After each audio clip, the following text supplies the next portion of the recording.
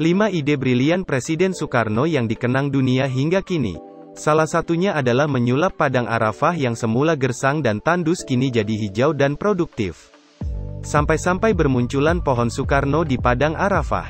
Presiden pertama Republik Indonesia, Insinyur Soekarno menjadi sosok pemimpin yang banyak dikagumi orang, tak hanya di Indonesia, namun juga di luar negeri.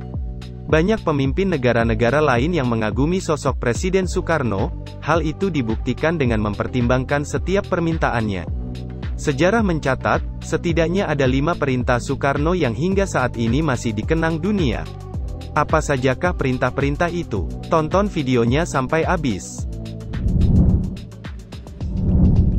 Mengatur massa dalam puncak revolusi nasional. Pada tanggal 19 September tahun 1945 ada sebuah peristiwa yang dikenang masyarakat sebagai puncak revolusi nasional. Pada pagi hari, tentara Jepang sudah siaga dengan tank dan pasukannya. Alih-alih membubarkan diri, massa bersikukuh untuk mendengarkan instruksi dari Presiden Soekarno.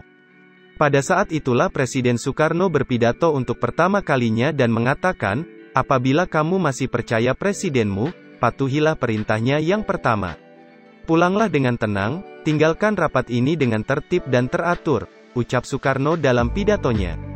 Perintah Soekarno benar-benar di luar dugaan, untuk pertama kalinya dalam sejarah, seorang presiden mampu mengatur 1 juta orang dalam sekali perintah. Mengirim kapal perang untuk Pakistan. Ketika konflik antara Pakistan dan India yang semakin memanas, Presiden Soekarno mengirimkan bantuan kapal selam dengan persenjataan lengkap kepada Pakistan. Presiden Soekarno mengirimkan kapal ini juga bertujuan untuk mencegah terjadinya perang, dan pada akhirnya kedua negara tersebut bersepakat damai pada tahun 1966. Demi mengenang jasa Soekarno, Presiden Pakistan saat itu menamai salah satu jalan dan sebuah area bazar dengan nama Soekarno Square Hiber Bazar. Larangan menutup Al-Azhar. Pada tahun 1955 Presiden Mesir kala itu ingin menutup Universitas Al-Azhar, karena ia khawatir kekuasaannya akan direbut oleh kumpulan ulama Al-Azhar. Mendengar hal itu Presiden Soekarno langsung berkunjung ke Mesir dan bertemu dengan Presiden Gamal Abdul Nasser. Dialog pun terjadi, dan Presiden Soekarno yang memiliki pengaruh memberi saran kepada Presiden Mesir itu. Ya Gamal, kenapa Anda ingin menutup Al-Azhar? Ya Gamal, Al-Azhar itu tempat penting untuk dunia Islam. Kami mengenal Mesir itu karena ada Al-Azhar, ucap Presiden Soekarno. Kemudian akhirnya Al-Azhar tidak jadi ditutup. Cerita ini pernah diceritakan langsung oleh Profesor Dr. Syekh Ali Goumah. Menanam pohon di Padang Arafah. Padang Arafah dulunya hanya padang tandus, yang panasnya menyegat, kini banyak pohon-pohon di tempat tersebut. Pada saat Presiden Soekarno melakukan ibadah haji, ia merasa kepanasan saat di Padang Arafah. Akhirnya tercetuslah ide dan memberikan usulan kepada Presiden Arab Saudi untuk menanam pohon dan disetujui.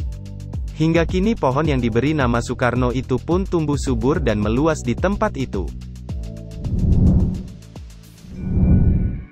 Mengembalikan fungsi Blue Mosque. Dulu pada waktu Rusia masih bernama Uni Soviet, ada sebuah masjid yang dialihfungsikan sebagai gudang. Pada saat Presiden Soekarno berkunjung ke Uni Soviet, ia melihat bangunan berbentuk kubah dan meyakini bahwa dulu bangunan itu adalah masjid.